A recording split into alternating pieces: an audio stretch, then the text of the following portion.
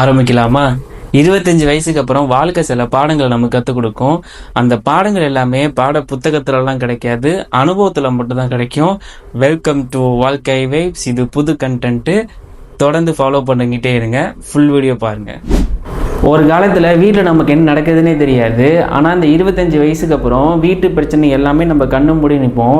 College படிக்கும் போது அப்படியே ஜாலியாக சுற்றிக்கிட்டு இருப்போம், எதுவுமே தெரியாது. ஆனால் அந்த காலேஜ் முடிச்சுட்டு வர டைமில் வீடுனா என்ன, வீட்டில் எப்படி பண்ணுறாங்க, நமக்கு லோன் வாங்கி பண்ணுறாங்களா, என்ன ஏது அப்படிங்கிறதெல்லாம் அதுக்கப்புறம் தான் கற்றுப்போம்.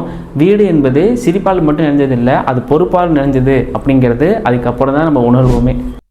வேலைக்காக கஷ்டப்பட்ட நேரம் நிறைய இருக்குங்க. காலேஜ் முடிச்சதுக்கு அப்புறம் வாழ்க்கை ரொம்ப ஈஸியா இருக்கும்னு நினைச்சிருப்போம். ஆனா ரியாலிட்டி ரொம்பவே வேற. ஜாபு தேடி அலையிற நாட்கள், அந்த இன்டர்வியூக்காக நம்ம ஒரு ஒரு நாளும் மெனக்கிற நாட்கள், அதுக்காக ப்ரிப்பேர் பண்றதா இருக்கட்டும், இல்ல ட்ரெஸ்ஸிங் சென்ஸ் டக்குன்னு ஃபார்மலா ட்ரெஸ் பண்ணிட்டு போவோம், ஷூ ஷாக்ஸ் அப்படி இப்படிலாம் கெத்தா ரெடி ஆகி போயிட்டு அங்க போய் 7 இன்டர்வியூ இருக்கும், அதெல்லாம் அட்டன் பண்ணி அந்த ஸ்ட்ரகிள் எல்லாம் தாண்டி ஒரு இடத்துல நம்ம வேலை கிடைக்கிறது ரொம்ப பெரிய விஷயமாவே இருக்கு. ஒரு சில நேரங்களில் அமைதியா இருந்தாலே போதும், ஒரு பிரச்சனையும் வராது. தளபதி சொன்னது உண்மைதாங்க. ஒரு சில நேரங்களில் அமைதியா இருக்கிறது எந்த பிரச்சனையும் வராது. ஒரு விஷயம் கிளியரா புரியும். பணம் இருந்தாலும் டென்ஷன் இருக்கலாம், சக்சஸ் இருந்தாலும் ப்ரெஷர் இருக்கலாம். ஆனா அமைதியா இருந்தா மட்டும்தான் வாழ்க்கை அழகா இருக்கும். அமைதி இல்லாத வாழ்க்கை, வெற்றி இருந்தாலும் வெறுமையா தான் தெரியும். சோ 25 வயசுக்கு அப்புறம் கொஞ்சம் அமைதியாவும் இருங்கப்பா. 25 வயசுக்கு அப்புறம் வேலை கிடைச்சாலும் வாழ்க்கை ஈஸி இல்லை. ஒரு நாள் வேலை கிடைக்கும், ஆனால் அதோட வாழ்க்கையெல்லாம் செட்டில்லாம் ஆகாது. ஒரு சேலரி வரும், ஒரு பெரிய ஹோப் வரும், ஜாப் இருக்குங்கிற ஒரு தைரியம் வரும். ஆனால் அதுக்காக சாக்ரிஃபைஸும் பல நேரம் வரும். சில நேரம் நம்ம வீட்டை விட்டு வெளில போய் தங்கி படிப்போம், தொலைவில் இருப்போம், வெளிநாட்டிலலாம் போய் இருப்பாங்க. வீட்டுக்கு வரதே என்னைக்காவது ஒரு ஃபெஸ்டிவலுக்கு தாங்க வருவோம். இவ்வளோ சாக்ரிஃபைஸை தாண்டி தான் அந்த 25 வயசு கடந்து ஒருத்தரும் ஓட்டிகிட்டு இருக்காங்க. தோல்வியே ஒத்துக்கோங்களேன். நம்ம டீனேஜில் இருக்கும் போதெல்லாம் பார்த்தீங்கன்னா ஃபெயில் ஆகிறதெல்லாம் ஒரு பெரிய விஷயமா இருக்கும், எல்லாம் பயப்படுவோம். ஆனால் இந்த 25 வயசுக்கு அப்புறம் நம்ம இந்த ஃபெயிலியர் அக்செப்டன்ஸ் ரொம்ப முக்கியமாக தெரியும். சில நேரத்தில் ஜாபு போவோம், நிறைய சான்சஸ் வந்துகிட்டே இருக்கும், ஆனால் அது மிஸ் ஆகிட்டே இருக்கும். நம்ம எடுக்கிற டிசிஷன்ஸ் எல்லாமே ஐயோ தப்பா இருக்கே அப்படிங்கிற மாதிரி ஒரு பயம் வந்துகிட்டே இருக்கும். ஆனால் இந்த 25 வயசுக்கு அப்புறம் ஒரு பெரிய லேர்னிங்காக நமக்கு என்ன இருக்குது அப்படின்னா, ஃபெயிலியர் ஒரு எண்ட் இல்லை, அது நெக்ஸ்ட் ஸ்டெப்புக்கு ஒரு ஸ்டார்ட்டாகவே இருக்கும். இன்னும் வாங்க நம்பிட்டு இருக்கீங்க உங்க லைஃப் அவங்க மாத்துவாங்க அப்படின்ட்டுன்னு? என்னடி சொல்ற? நீ என்ன சொல்ற? சில நேரம் நம்ம நினைப்போம், யாராவது நம்ம லைஃப்பை நம்ம சேஞ்ச் பண்ணுவாங்க. அப்பா வெல் செட்டில்டாக இருக்காரு, அவன் அம்மா ஏதாவது ஒன்று செய்வாங்க, இல்லை வீட்டோட கனெக்டாக இருந்துடலாம், இல்லை ஒருத்தர் நம்பி அவர் வெளிநாடு நம்மளை அழைச்சிட்டு போகிறேன்னு சொல்லியிருக்கிறாரு, இல்லைனா என் ஃப்ரெண்டு இருக்கான் நான் அவனை நம்பி இருக்கேன். இதெல்லாம் யாரும் பண்ணாதீங்க. அவங்களுக்கு அவங்கவுங்க வேலை இருக்குது, அது எல்லாமே முக்கியம் இருக்கும். உங்களுடைய வாழ்க்கை தான் நீங்கள் மாற்றிக்கணும். 25 வயசுக்கு அப்புறம் நீங்க எடுக்கிற டிசிஷன் எதுவுமே கரெக்டா இருக்கிற மாதிரி தெரியாதே. உண்மைதாங்க. நம்ம எடுக்கிற டிசிஷன் அப்ப ஒருத்தங்க சப்போர்ட் பண்ணுவாங்க, ஒரு சில பேர் டவுட் பண்ணுவாங்க. ஆனா எல்லாருக்கும் நம்மளுடைய கதை புரியாது. ஏன்னா அவங்க வாழ்க்கை வேற, நம்ம நடக்கிற பாதை வேற. அதனால தான் மற்றவங்க சொல்றத கேட்கலாம், ஆனா உங்க வாழ்க்கையில நீங்க எடுக்கிற டிசிஷன் மட்டும்தான் உங்க லைஃபை கொண்டு போவோம்.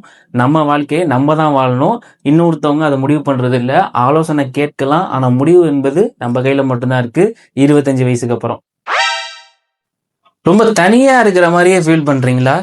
25 வயசுக்கு அப்புறம் வேலை ப்ரெஷரா இருக்கட்டும், இல்ல வெளியில நீங்க தங்குறதா இருக்கட்டும், எல்லா நேரத்துலயும் தனியா தான் இருந்தாகணும். உங்க கூட இருந்த ஃப்ரெண்ட்ஸ் எல்லாம் பிஸியா தான் இருப்பாங்க. யாரா இருந்தாலும் பிஸியா ஆயிடுவாங்க. ஸோ அலோனா இருக்க கத்துக்கோங்க, அது ரொம்ப முக்கியம். தனிமை தான் உண்மையில் நல்லது. அவங்க நீங்க படுற கஷ்டங்கள் எல்லாமே அது உங்களோட இருக்கும். அதை நீங்க யாரும் வெளியும் காட்டிக்க மாட்டீங்க. ஃபைனலா சொல்லணும் அப்படின்னா, நம்ம நினைச்ச மாதிரி வாழ்க்கை அந்த டைம்ல நமக்கு அமையாது. ஆனா நம்ம கற்பனை பண்ணது எதுவுமே அந்த 25 வயசுக்கு அப்புறம் வாழ்க்கை தனியா ஒரு பாடம் கற்றுக் கொடுக்கும்.